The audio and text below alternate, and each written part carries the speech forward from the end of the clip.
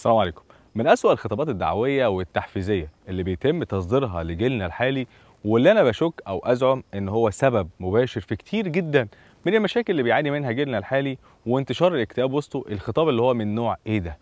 أنت عاوز تعيش كده إنسان عادي كده، تدرس، تشتغل، تتجوز، وبعد كده تخلف وتموت زيك كده زي أي شخص عادي يعني.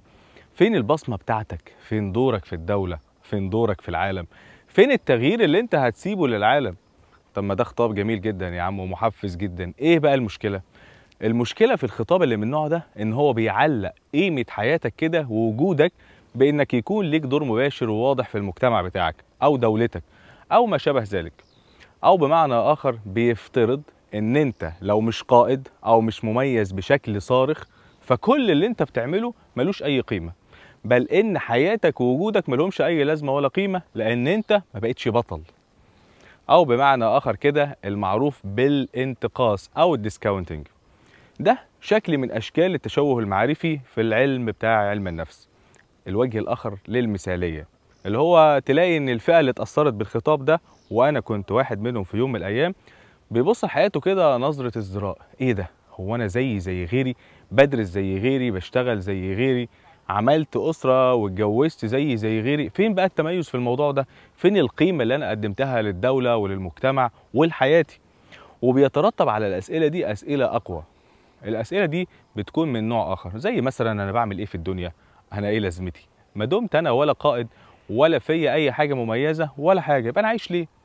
وطبعا الاسئله دي مقدمات قويه جدا للاكتئاب، اللي هو بيليه للاسف انتحار. في حين ان انت لو نظرت للشرع مثلا هتلاقي ان الشرع بيحثنا على التفكير بالطريقه المعاكسه تماما للموضوع ده. فتلاقي حديث شريف بيقول: لا تحقرن من المعروف شيئا ولو ان تلقى اخاك بوجه طلق. انت متخيل؟ فتلاقي ان الاعمال العاديه جدا من وجهه نظر بتوع التنميه البشريه، الشرع بيتعامل معها بتعظيم وعظمه وشكل مختلف تماما، وبيجعل لها قيمه كبيره جدا في الدنيا وفي الاخره. ده من ناحيه الشرع. اما بقى من الناحيه المنطقيه والواقعيه، فالحقيقه ان اي حاجه مفيده انت بتعملها لها قيمه ولها اثر على نفسك وعلى مجتمعك وعلى الاسره بتاعتك طبعا وعلى الدوله، مهما هي كانت بسيطه وصغيره. المهندس بيشارك، والفلاح بيشارك، والدكتور بيشارك، والمحامي والمحاسب وست البيت بتشارك، وعامل النظافه بيشارك.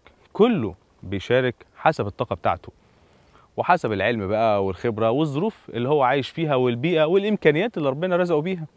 فهي دي الخطورة في الخطاب اللي بيزدري وبيكره الناس في الحياة الطبيعية اللي هم عايشينها، وبيحس على المثالية وبيعتبرها الوسيلة الوحيدة لإضافة قيمتك في الحياة، لأنه خطاب لا يمت للواقع أو الدين أو المنطق بأي صلة. بالتالي بيحمل الناس فوق طاقتهم، وإن كان هيحفز بعض الناس طبعا، لكن هو ممكن يخلي الأغلبية الأخرى توصل للاكتئاب والتعاسة. فخلي بالك من نفسك وقدر قيمة كل حاجة بسيطة انت بتعملها وبتحبها، مهما بقى كانت هي صغيرة او بسيطة او حتى روتينية ومتكررة، لان هي دي الطريقة الطبيعية اللي كلنا بنقدم بيها القيمة اللي احنا عايشينها وبنعبر بيها عن وجودنا واثرنا في الحياة. مش لازم يا ابن الحلال تكون خارق، مش لازم تطير، مش لازم تبقى سوبر مان وهيرو علشان انت تثبت ان انت مختلف. السلام عليكم.